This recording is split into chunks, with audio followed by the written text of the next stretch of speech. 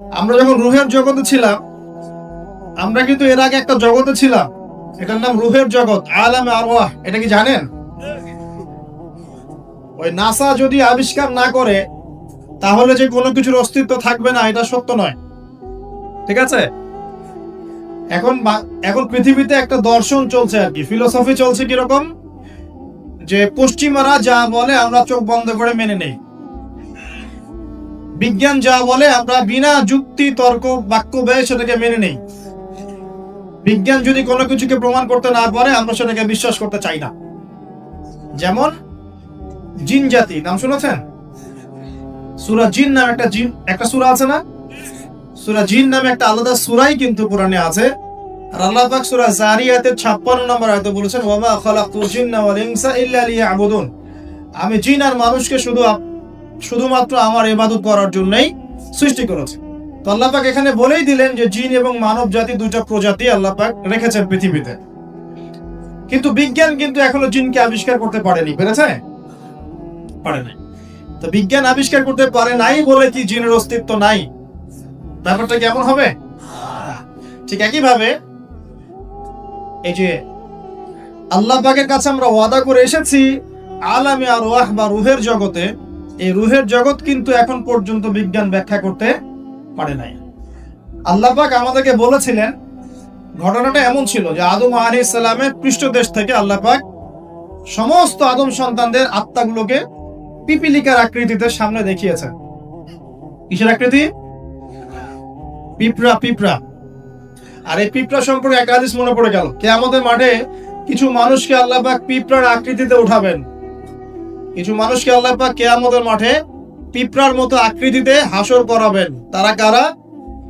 যারা এই দুনিয়াতে অহংকার প্রদর্শন করত। এখন জানতে হবে তাহলে অহংকার কি। আপনার গায়ের জামাটা সুন্দর, জুতাটা সুন্দর, আপনার বাড়িটা সুন্দর, এর মানে আপনি অহংকারী, এটা প্রমাণ হলো না, এটা অহংকার নয়। নবী সাল্লাল্লাহু আলাইহি ওয়াসাল্লাম বলেছেন অহংকার হচ্ছে দুটো জিনিসের সমন্বয়। একটা হচ্ছে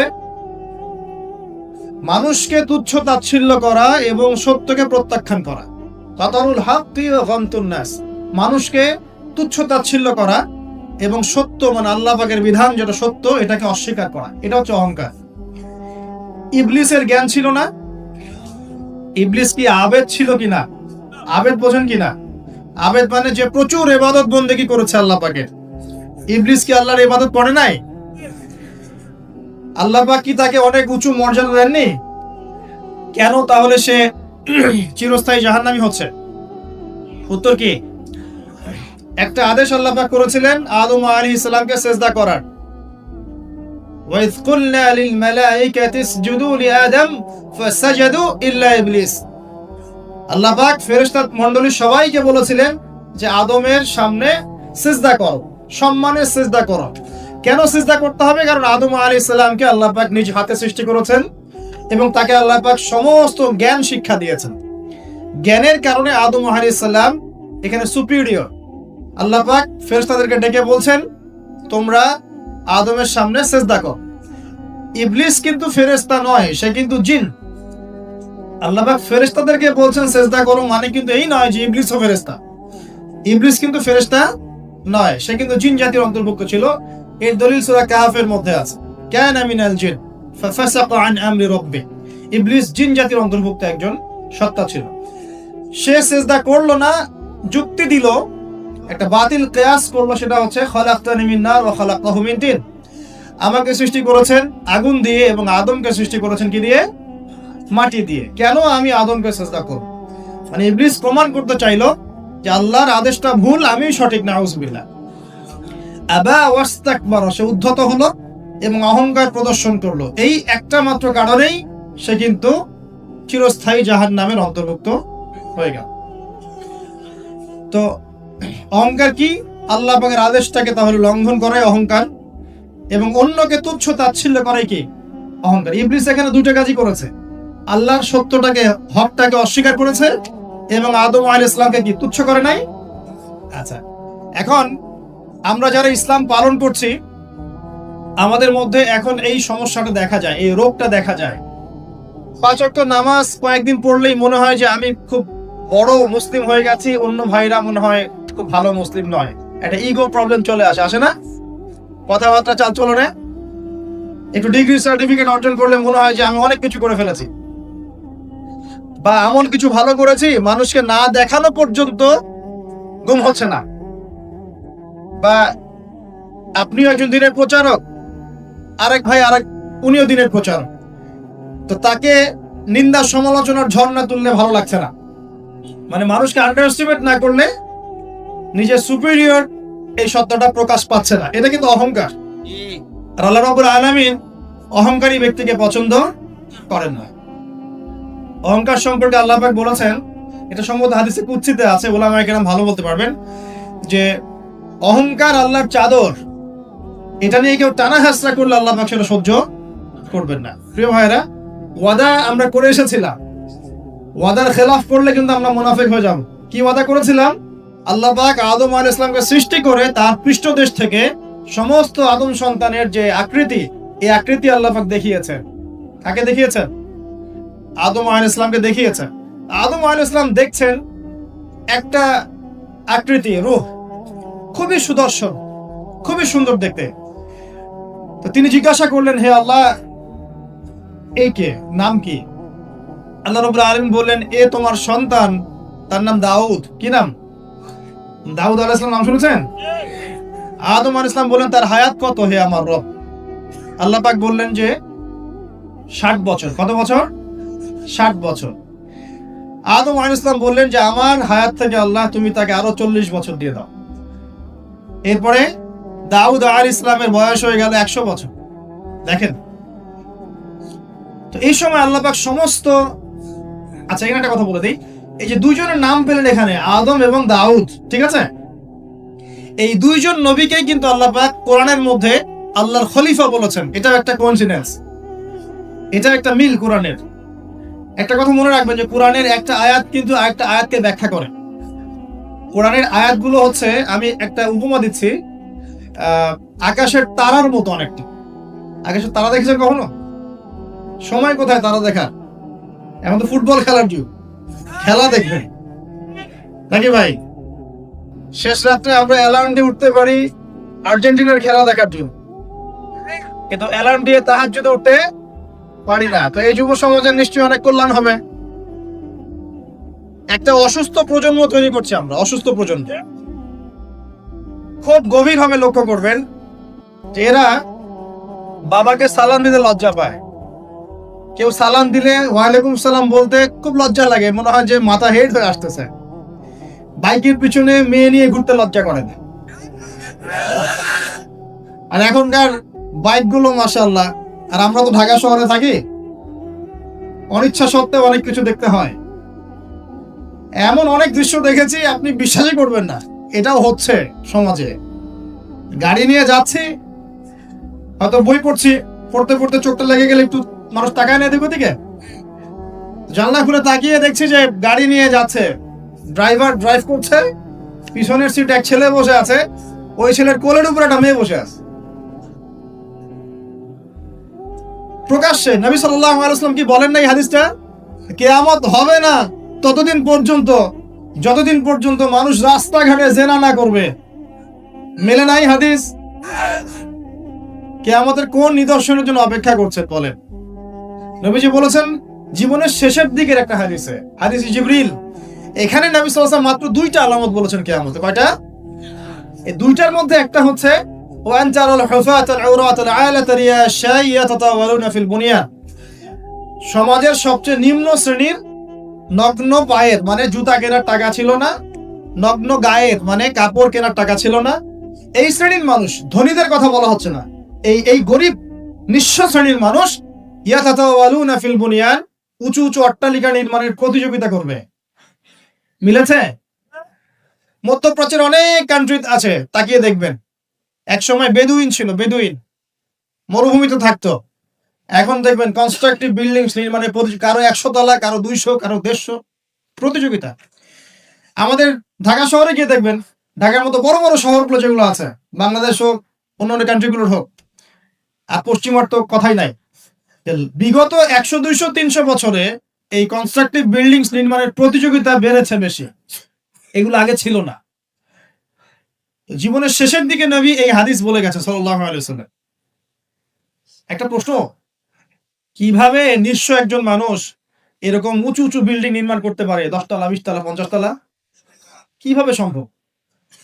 আমার গবেষণা, ক্ষুদ্র গবেষণা হচ্ছে তিনটা পদ্ধতিতে হতে পারে। এক, যদি তার কাছে কোনো গুপ্তধন আসে, আল্লাহর পক্ষ থেকে কোনো ধন সম্পদ চলে আসে, যেমন ব্ল্যাক অয়েল, মানে ব্ল্যাক গোল্ড।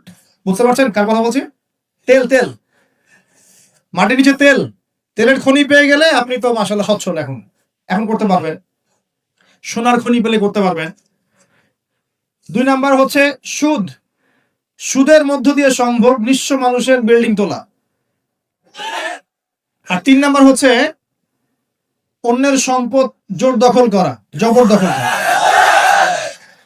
আমার কাছে মনে হয় এই 3টা পদ্ধতি হতে পারে, যার মধ্য দিয়ে একজন নিঃস্ব মানুষ উঁচু উঁচু বিল্ডিং নির্মাণের প্রতিযোগিতা করবে। ইয়াতাতাওয়ালুনা ফিল বুনিয়ান, নবীজি বলছেন নির্মাণ করবে এমন না, কম্পিটিশন হবে। তোমার 10 আমার 11, তোমার 11 আমার 12, তোমার 12 আমার 13। আমি সিলেট অঞ্চলে গিয়েছিলাম প্রোগ্রাম করতে গত বছর। দেখেছি মানুষ বিশাল বিশাল জায়গা জুড়ে লন্ডন আমেরিকা এই আদলে বাড়িঘর নির্মাণ করছে, আবার 1 বছর নির্মাণ করার পর পরের বছর ভেঙে নতুন করে আবার করা শুরু করছে। কত শখ, কত টাকা পয়সা মানুষের। অথচ এই ধন সম্পদের হিসাব আল্লাহর কাছে কড়ায় গন্ডায় দিতে হবে না?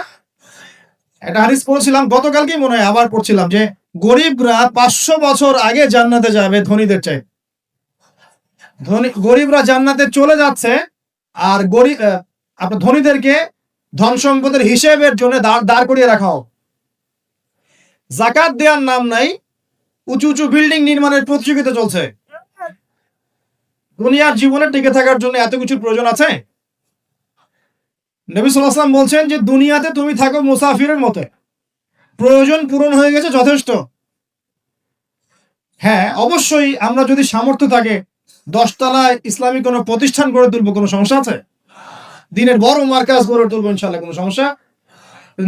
নিজে বাঁচার জন্য, ভোগ বিলাসের জন্য দুনিয়া থেকে মত্ত হয়ে থাকা যাবে? দুনিয়ার নেশা যাকে পেয়ে গেছে, আলী রাদিয়াল্লাহু আনহু বলেছেন, দুনিয়ার নেশা যাকে পেয়ে গেছে তার নেক আমল কমে গেছে।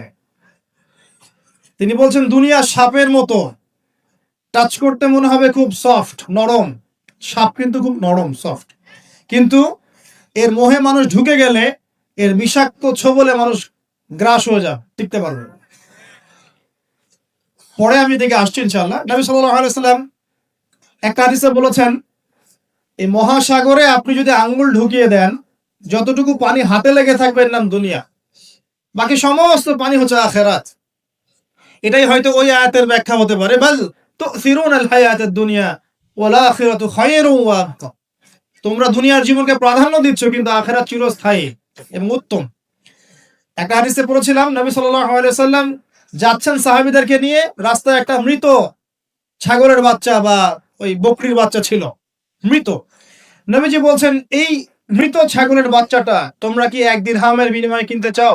সাহাবীরা বলছেন, বিনামূল্যে দিলেও তো কেউ নিবে না ইয়া রাসূলুল্লাহ সাল্লাল্লাহু আলাইহি ওয়াসাল্লাম। নবী সাল্লাল্লাহু আলাইহি ওয়াসাল্লাম বলছেন যে আল্লাহর কাছে এই পুরো দুনিয়ার মূল্য এই মৃত ছাগলের সমান নয়। নবীজি একটা হাদিসে বলেছেন সাল্লাল্লাহু আলাইহি ওয়াসাল্লাম, আল্লাহ পাকের কাছে যদি দুনিয়ার মূল্য একটা মাছির দানার পরিমাণ হতো, আল্লাহ পাক কোনো কাফের মুশরিককে 1 ঢোক পানি খেতে দিতেন না।